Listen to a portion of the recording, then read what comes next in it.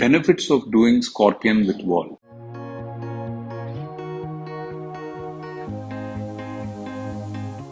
It strengthens the torso, back, arms and shoulders. Improves your sense of balance, improving the flexibility of the spine.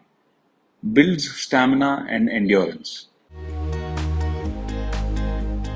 Allows blood to rush to the brain, improving memory and concentration. Stimulates the hair follicles in the scalp, hence helping hair loss.